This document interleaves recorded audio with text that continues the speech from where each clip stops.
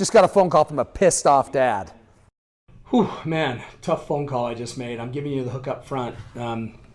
Unhappy customer and asking me for us to do something 4 months after they bought the car. And y'all know I'm as nice a guy and as good of a dealer as I can possibly be, but sometimes I just feel like I'd be doing a disservice to my team, my employees, my family, my business by rolling over.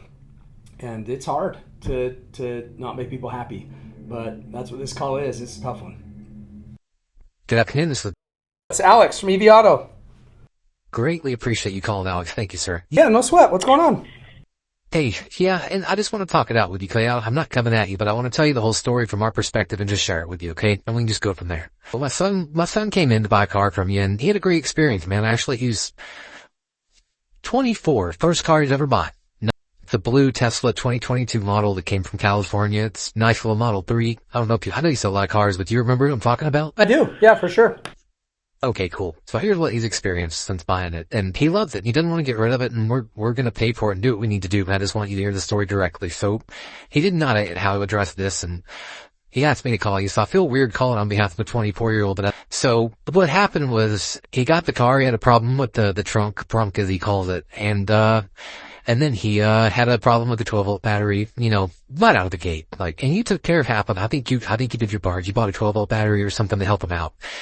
And so we were pleased with that. And then we go out to Bear Lake, and we're riding back from Bear Lake. We've stayed at a family member's cabin there. And so we come back, and we're going through the mountains, and all of a sudden power steering goes out, and he's freaking out. So I said, let me drive it, let me figure out what's going on. And I drove it, and it was just the power steering wasn't working. It was hard to turn. I'm sure you're familiar with the issue. So, got back to his house, and he was getting ready to he had switched back off, and he was driving the rest of the way home on the highway, and we got to his house, and I went to back it into the garage. And I said, here, let me do it. He couldn't turn it. And so I said, let me try it. I got out, walked around the corner, and the thing backed up just fine. No hard problem. The power steering worked great. I'm like, oh, okay, I guess it's fine. And so then fast forward, he doesn't drive much. He's put 900 miles on the car since he bought it, just so you know. And so, he continued to drive it, to work, or he didn't go to work, he works from home, but wherever, little place, Walmart, whatever he does, his little simple things he does around his house. And then he called me one day, he's like, Dad, power steering's out again. He gets it on the list to go to Tesla. He goes to Tesla, they tell him, hey man, it's $3,700. And I started digging in. I'm like, what the heck? What's going on? I'm kind of baffled by this. And I don't think you knew this, by the way. I don't think he maliciously sold us some bad car, but this car is evidently got water damage, pretty bad. And there's water in the harnesses that is corroded, and they can tell this car's had water damage. And I know it's only mild word against whoever, and my son didn't drive this thing through water. He's an honest kid. He would own up to his mistakes. I truly believe he didn't drive it through any water. And plus the technician down at Tesla, and they sent me all the pictures and so forth and the explanations. It's saying it looks like it's old and corroded water. And so, however that happened, I don't know. Somebody probably drove it to your place. Possibly it happened on, before you ever got it. There's nothing on the title. The title's clean. So, nobody would have any way of knowing, but we're at this point, we just paid $3,700 more to get this car fixed. I mean, he's driven at 900 miles. He's got $4,000 in repairs. And I know that's not your fault. I know you don't have to do anything. I'm sharing my story with you. I'm not a guy that goes put stuff on, the internet, and I read your reviews. I'm like, you got a ton of good reviews. I get that you take pride in your business. It's obvious. But man, it's been a rough experience for him, and I just thought I'd share that with you. And that's what happened. So, yeah, they can do or could do or anything like that. I'm not coming at you for anything. I'm just telling you where we're at and what happened. Yeah, I mean, I'll just give you my reaction. I mean, if I gave everybody $4,000 for a car they bought 5 months ago from me, for something that's not on the title, not on the Carfax, doesn't show up unless a Tesla tech tears the car apart, I'd be bankrupt. I mean, there's just no way to manage. Stuff like that. I'm coming at you. Yeah, that's why I'm not coming at you and asking you for money. That's why I'm not coming at you and telling you it's your fault. I'm not that customer, right? I'm coming at you with an honest dad, and this is what we experience. So you do what you want with that information. I understand you're not writing a $4,000 check. That's fine. But I don't know if there's something you can do for him on a trade-in, because I have a feeling this isn't the end of the problems, Alex. I think you can probably guess that too. If we're gonna have more and more and more problems, like at what point do I try to like get angry or, like and then you hang up on me and then this is it and I'm online and this, that and the other and that's not a threat. It's like, I'm not that guy. I don't want to do that. But is there anything you can do to help this kid out? Anything at all? Well, I mean, so I guess I'm still confused because I sold you a car that literally under every possible consideration has zero issues for me. I mean, and so, for people that buy used cars, if they're concerned about stuff like that, they should buy new cars, that are under warranty. Okay. No, I do know what you're saying, but I also understand exactly how you treat it when these things happen, and that's fine. I understand. That's who I got on the other end of the line, and I'm gonna have to walk away and deal with it. My son's gonna take a $4,000 lump, and you just keep making your money, my friend. That's all I can say. That you're coming at me with a defense. I came at you very respectfully without you could have said, yeah, I'll buy him a tank of gas. But instead you're telling me how I'm coming at you for $4,000 or whatever. That's not cool. Well, first of all, I haven't said anything yet. Relax. No, I know, but you're being defensive with me about it. I'm just giving you my initial reaction. I haven't said what I will or won't do. But you say you're not asking for anything. Well, you are, or you wouldn't be calling me. And I'm not, but I didn't expect that reaction. I thought you'd say, look, man, I'm sorry. I understand that's a tough spot to be in. However, I don't know. There's a Phil felt found technique in empathy. I'm just saying that this kid just spent $4,000. He drained his Rothbauer rate to fix a car. He's driven 900 miles. Yes, I understand it was 5 months ago. 900 miles. Yeah, I get that. I just... Can I? Do you want my honest opinions? I thought that's what you gave me, was your honest opinion the first 2 times. It is, but I was going to continue to share with you some of my own personal opinions, but I apologize. I'd be more than happy to listen. Yeah, this is, there's 2 different issues here. You've made it kind of a professional side and then a personal side with your son's plea and stuff. And I got to be honest, if you want a 24-year-old kid to get some self-confidence, he's got to learn to make these calls himself. Yeah, I appreciate you telling me how to parent. That's fine. Well, no, I'm just saying you're the one trying to plead, Roth IRA. Anyway, all I'm saying is that 24 years old, since you brought that stuff into it to try and, get me to be more empathetic, I'm just suggesting that this is a phone call that I should be having with him. And so, but it's not. His dad's calling, and you are asking for something. I can put him on the phone. I can put him. No, it's okay. I'm not saying I'm not willing to do anything. That's the thing. I haven't even gotten to that yet. I'm just still a little.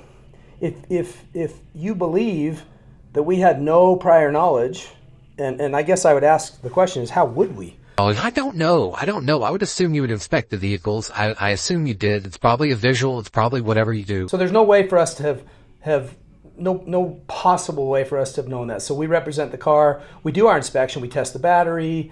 We take it for a test drive. We have a third-party inspection before we buy the car that's done. We have a battery inspection before the car is done. So we do that stuff before it gets here. Then it gets here.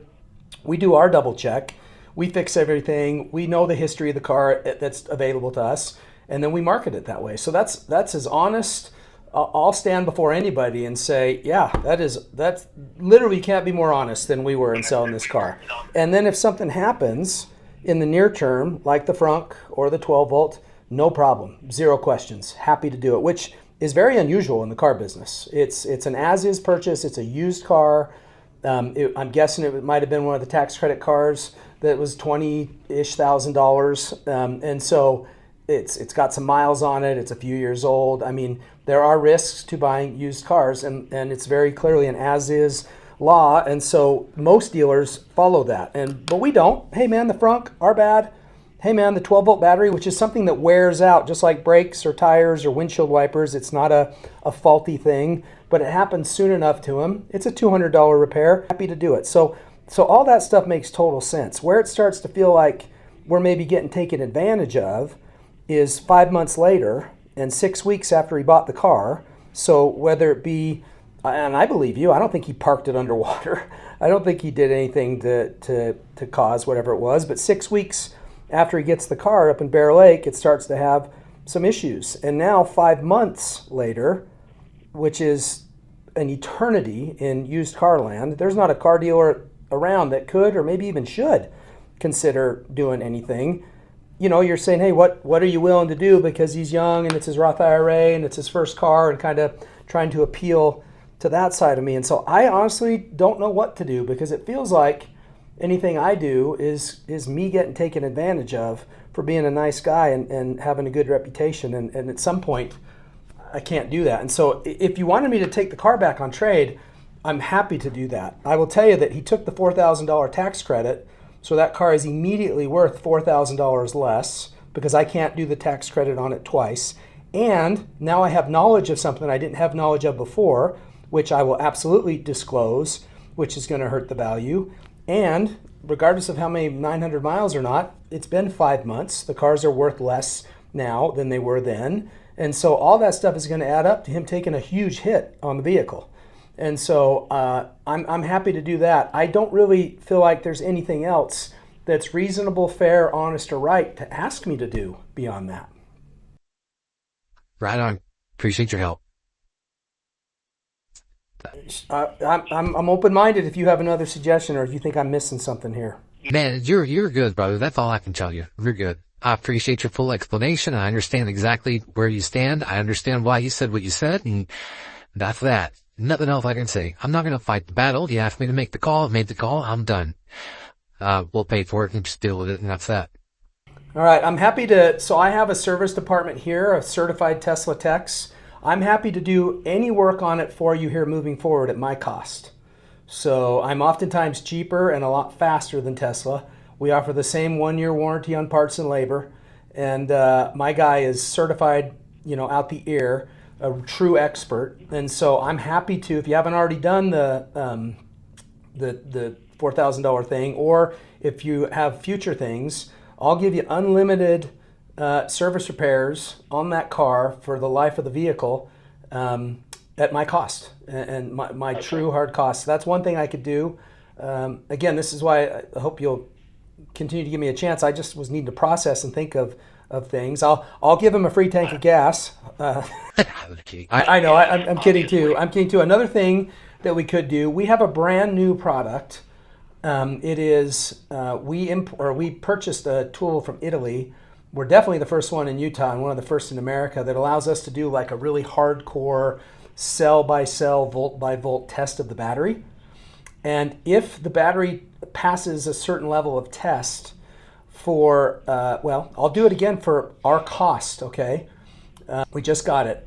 It's an unlimited mile, no questions asked, non-cancelable battery warranty for that vehicle for as long as he owns it, with a $250 deductible. And so you can at least move forward knowing that the most expensive, scariest part of that car has a forever non-cancelable warranty that I'd be willing to sell you at our cost. So I want to do stuff for you, man. I just have to do right by my employees and my family and my business too, and not just roll over on stuff that feels like it's outside of fair. And I say all the time, fair is negotiable. So I can do some things if you think either one of those would be amenable to you guys. And I'm still open to taking it back on trade. I just was being candid on the things that would be going against it in terms of its valuation. Yeah, understood. Did any of those appeal to you? My decision. He can take over from here. Like I said, I appreciate your explanation. I appreciate you being willing to be fair and offer something up. I'll let him know what fair sounds like, and he can give you a call. And I appreciate you, being willing to do that. Can I give you my personal cell phone number as well? Then you can get me direct. I mean, it's just easier because you're calling the dealership number. It might be easier to just call me direct if you want, or him. Okay, I'm ready. It's 801. Sounds good. Thank you, Alex. I'll pass that along to him and go from there. Appreciate it, man.